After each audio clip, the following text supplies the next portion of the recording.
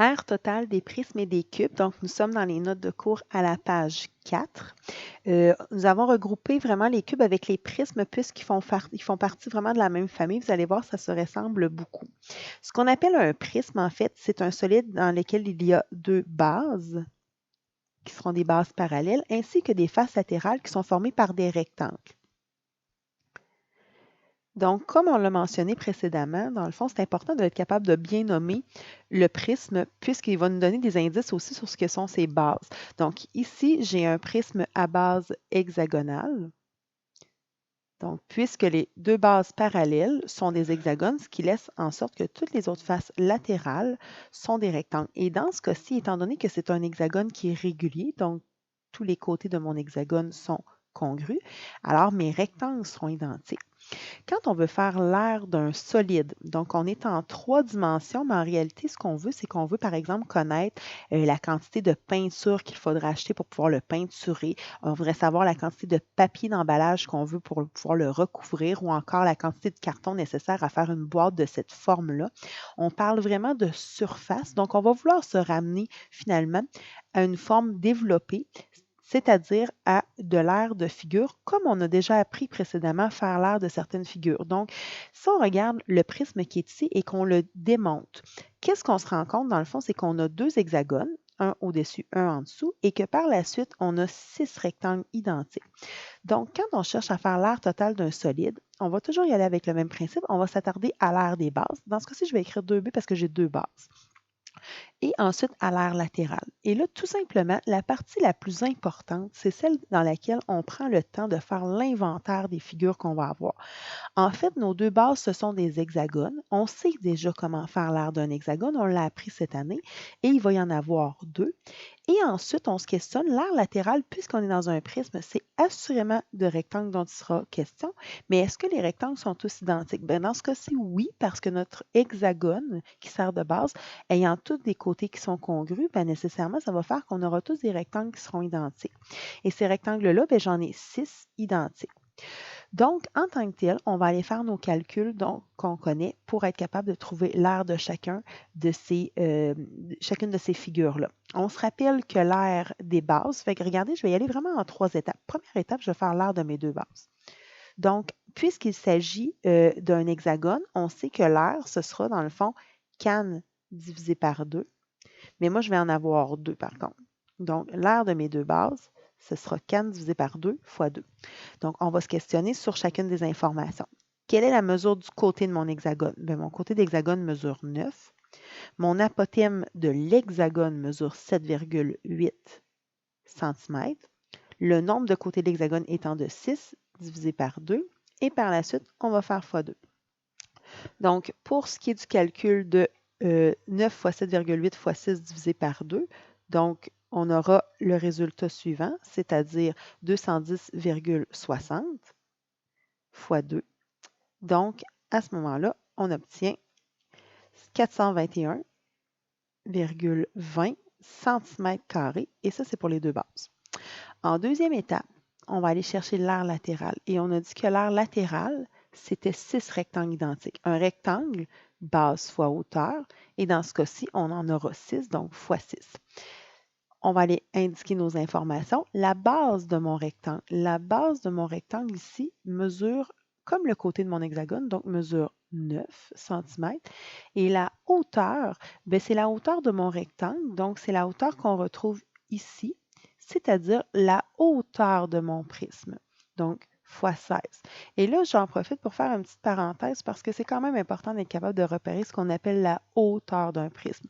La hauteur d'un prisme, là, parfois, on peut avoir l'impression que c'est à la verticale, mais ce n'est pas nécessairement à la verticale. Je vous explique, si j'avais un prisme à base carrée, comme ça ici, représentant en 3 dimensions, ma base étant le carré et mon autre base étant le carré qui est situé au fond, la hauteur va être ici. Donc, vraiment, il faut se rappeler que la hauteur, c'est la distance qui sépare les deux bases entre elles.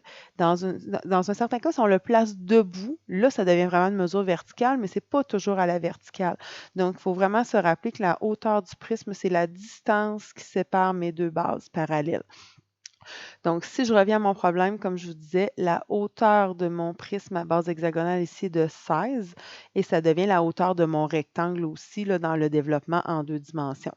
Donc, et ceci, j'en avais 6 qu'on a bien dit. Donc, 9 fois 16 fois 6 qui me donne un résultat de 864 cm².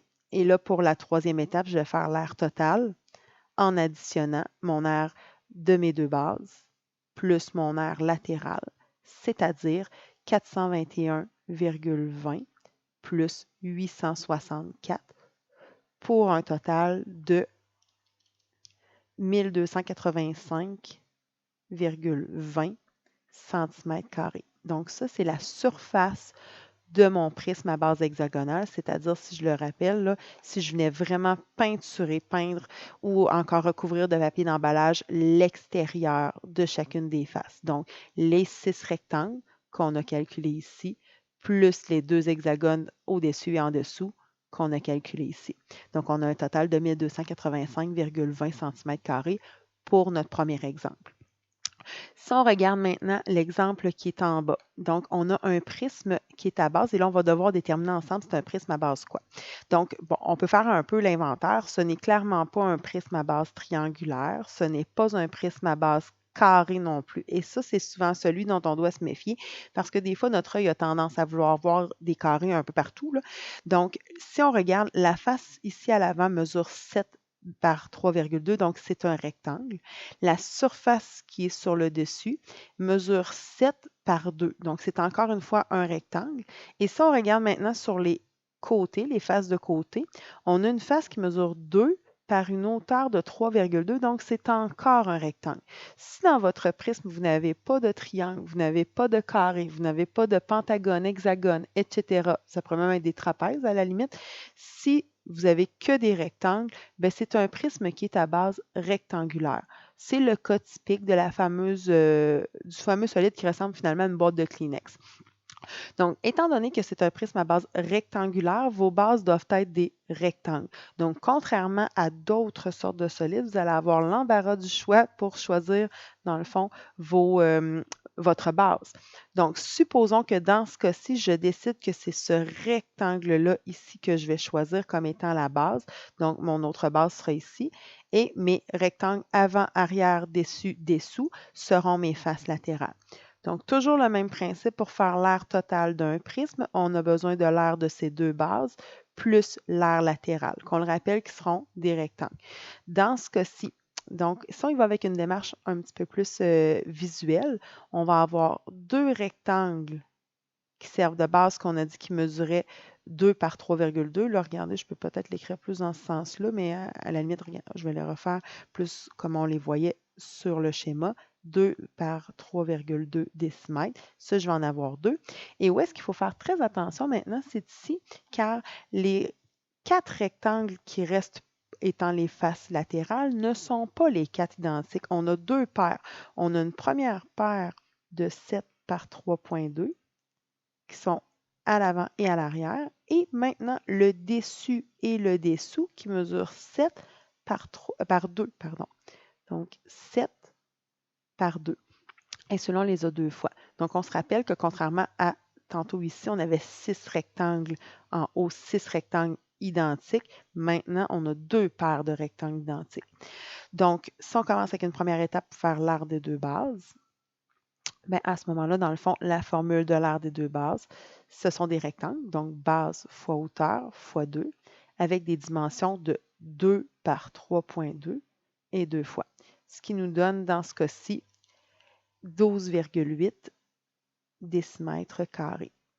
Je poursuis maintenant avec l'aire latérale. Donc, en deuxième étape, l'aire latérale.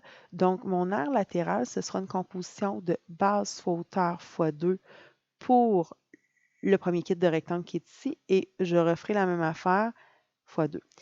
Là, par contre, où est-ce qu'il faut faire attention, c'est qu'habituellement, quand on utilise des lettres en algèbre, la lettre B est supposée de valoir la même chose partout. Puis là, vous remarquerez que la base qui était ici n'est pas la même qui est là, puis n'est pas nécessairement la même qui est là.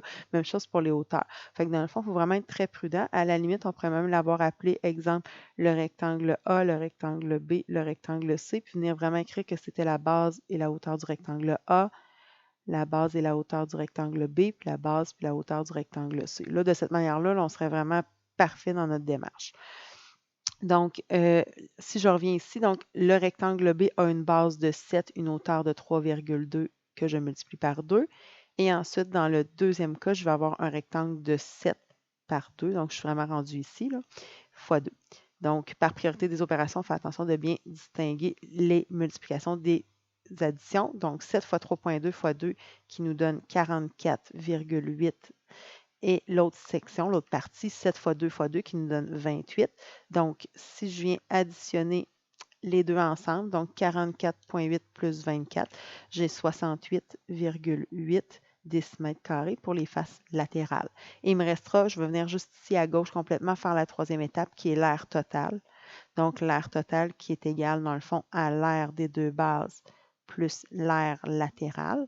Donc, mon aire totale sera de 12,8 plus 68,8.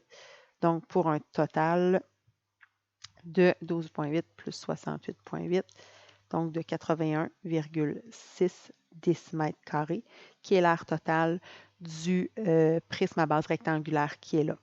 On verra un petit peu plus tard, on va pouvoir quand même sauver un peu de temps là, dans la démarche pour être capable d'y aller en une seule étape en écrivant bien nos choses.